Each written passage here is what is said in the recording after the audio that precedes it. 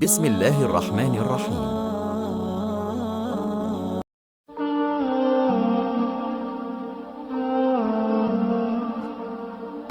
ایک بادشاہ نے نا ارادہ کیا کہ میں نے اپنے بچے کو سپہ سالاری بھی سکھائی ہے، گھوڑ سواری بھی سکھائی ہے، نیزہ بازی بھی سکھائی ہے، میں چاہتا ہوں دین بھی سیکھ جائے۔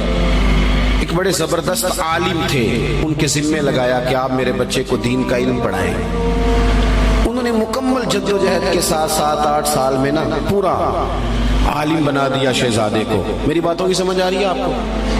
کس کو؟ شہزادے کو۔ کس کو عالم بنایا جی؟ میرا بچہ بھی شہزادہ ہے نا، تو آپ کا بھی شہزادہ ہے۔ تو شہزادہ تو وہ ہونا چاہیے نا جس کو کسی کی محتاجی نہ ہو، اسے کچھ آتا جاتا ہو، لیکن نرا وہ شہزادہ ہی ہو، ویسے اسے کچھ بھی نہ پتا ہو تو زیادہ نہیں چلے گا۔ وہ بادشاہ نے کہا کہ میرے شہزادے کو عالم ہونا چاہیے، عالم کے ذمے لگایا۔ انہوں نے 5-6-7 سال میں نا خوب جدوجہد کر کے مکمل عالم بنا دیا۔ ہارون رشید نے بھی کہا تھا امام کسائی سے کہ میں چاہتا ہوں آپ میرے بیٹے کو پڑھائیں، لیکن میری گزارش ہے کہ میرے گھر آ کے پڑھائیں۔ تو امام صاحب فرمانے لگے یہ نبی پاک کا علم ہے، سب کا سانجا ہے، جہاں سب کے بیٹے بیٹھیں گے ہارون رشید کا پتر بھی وہی بیٹھے گا، گھر آ کے نہیں پڑھا سکتا۔ ہارون رشید نے اب جواب میں کیا کیا کہ امام صاحب کو نکال دو علاقے سے۔ تو کہنے لگا حضور میں بھی آزما ہی رہا تھا، میرا بھی دل تھا کہ میں سادے مولوی سے بچہ نہ پڑھواؤں، کسی غیرت مند سے پڑھواؤں۔ اب یہ گھر آیا کرے گا آپ کے، جہاں سارے بچے بیٹھیں گے چٹائی پہ وہیں بیٹھ کے پڑھے گا۔ ہارون رشید ایک دن گزر رہے تھے تو امام کسائی وضو کر رہے تھے اور شہزادہ ہارون رشید کا وضو کرا رہا تھا۔ اس نے لوٹا پکڑا ہوا ہے، امام صاحب کے پیروں پہ پانی ڈال رہا ہے اور امام صاحب وضو کر رہے ہیں۔ ہارون رشید گھوڑے پہ گزر رہے تھے، دور سے دیکھا تو گھوڑا بھگا دیا۔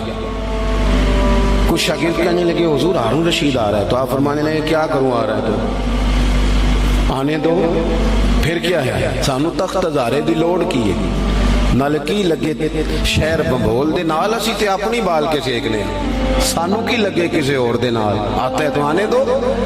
تو آ گیا۔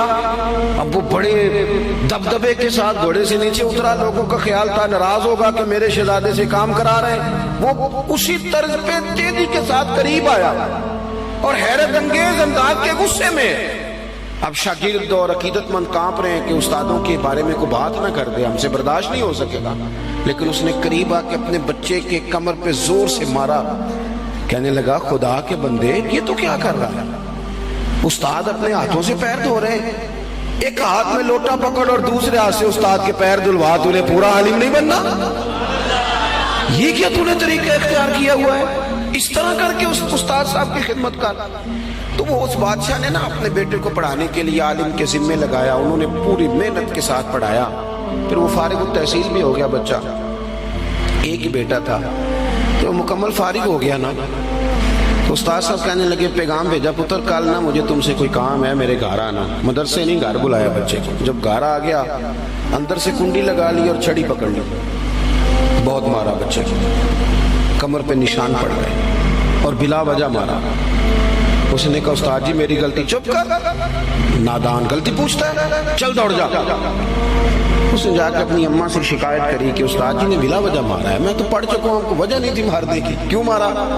اماں کہنے لگی تیرے ابا سے بات کرتی ہوں۔ والد صاحب سے کہا تو اس نے کہا چپ کرو، اگر میں اس کا باپ ہوں تو استاد بھی تو باپ ہی ہوتا ہے نا، اور اس عالم کو میں جانتا ہوں وہ نیک آدمی ہے، کوئی حکمت ہوگی اس میں، ایسے تھوڑی مارا ہے۔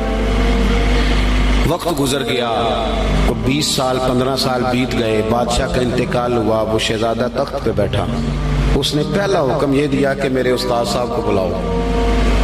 اب وہ بیچارے بوڑھے ہو گئے، چھڑی ہاتھ میں پکڑی، جھکی ہوئی کمر، بڑی مشکل سے وہ آئے اور دربار میں آ کے کھڑے ہوئے۔ تو شہزادے نے پہلا سوال یہ پوچھا استاد جی